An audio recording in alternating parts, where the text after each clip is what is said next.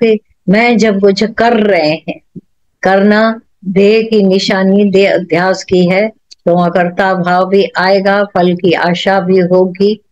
बाकी सब खेल हो रहा है।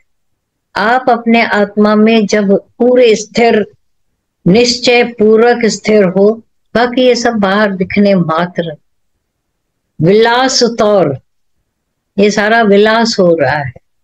देख रहे हो कुछ होता हुआ, पर है विलास मात्र।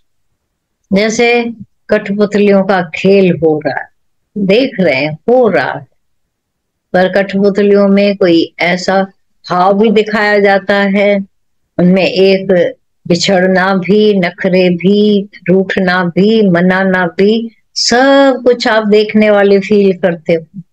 लास्ट में कठपुतलियां थी, नचाने वाला कोई और था, जो उंगलियों पर धागे से, हे अर्जुन मैं इस सारी सृष्टि को ऐसे कठपुतलियों की तरह एक स्ट्रिंग पर, एक धागे पर सारे को नाच नचा रहा हूं, फिर भी कुछ नहीं हो रहा है। नचाने वाला मैं अलग, खेल रचयिता हूं खेल का। फिर बोला कि थक जा जने निज रांद माथो, सृष्टि समेट्या अंत में, लीन थिया निर्माण में, महावाक्य चौंदे ही मिठो, ओम ओम ओम ओम। ये ओम का नाद उसके भीतर बजता रहता है, और ऐसा ही होते होते लीन पहले ही था, इसीलिए और लीन हो जाए।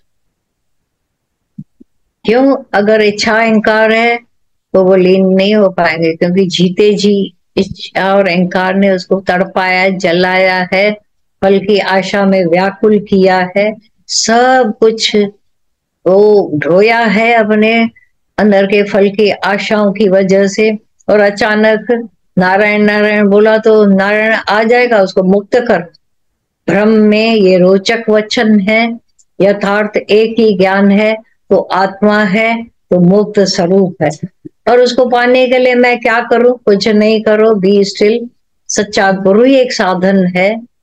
ये सच है, सच्चे गुरु से हमें जो ये साधन मिल गया, गुरु खुद मिल जाता है, जिससे हमें आत्मा का बोध हो जाता है, हर एक को मुझे, तो ये देह के दलदल से ऊपर कर देता है। जो मैं देह अध्यास में मर गर रहे थे, अब गुरु ने मुझे अपने ज्ञान का, आत्मा का भान कराकर अंदरूनी इच्छा और अहंकार को और अज्ञान को गलित कर, ये काम गुरु करता है।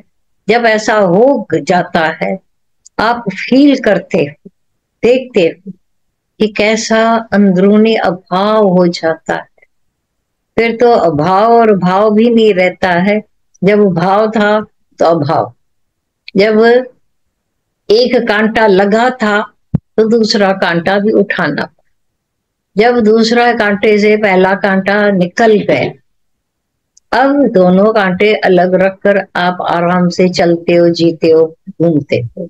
अज्ञान रूपी कांटा पड़ा था, ज्ञान रूपी कांटे से गुरु ने हमारे उस पहले वाले अज्ञान के कांटे को निकाला। अब पूछ रहे उस कांटे का क्या करो, इस कांटे, दोनों ही फेंक दोगे?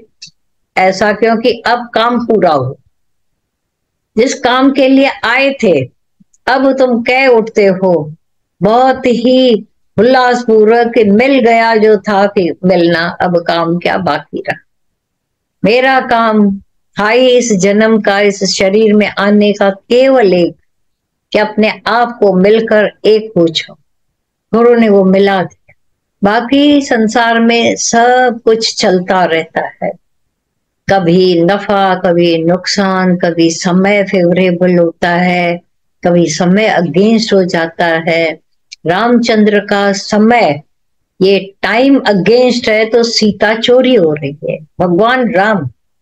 और जब ऐसा समय उसके फेवर में है तो पत्थर पानी पर तैर रहे, ये क्या आश्चर्य है, महान आश्चर्य है कि वही पत्थर जो डूब जाए वो तैर रहे, नहीं तो उनके होते होते किसी के सामने सामने सीता चोरी हो। Time against and time favourable, उसमें किसी का दोष नहीं है।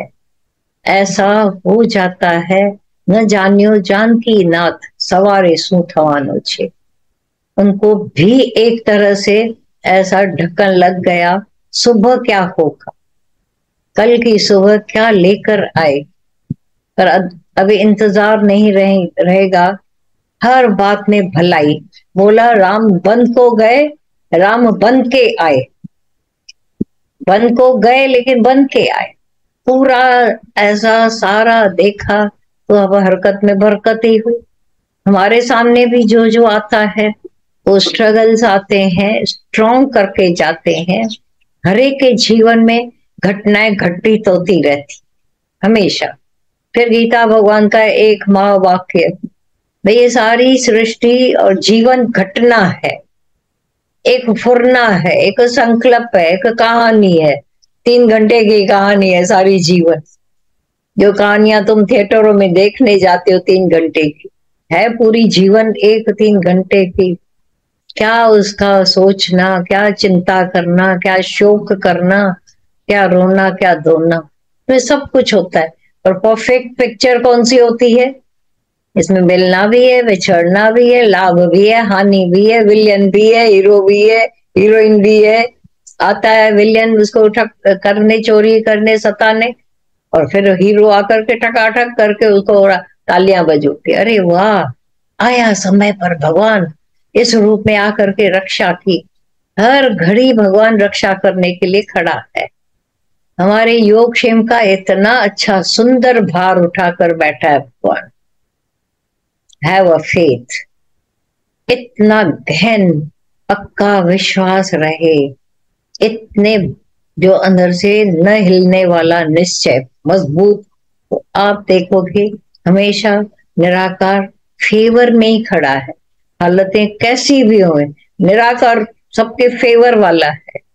जब ऐसा निश्चय कर लेते हो कि अब परमात्मा मेरा साथी हो गया है, संग साथ परमात्मा का ही है, तो कैसे बुरा कुछ हो सकता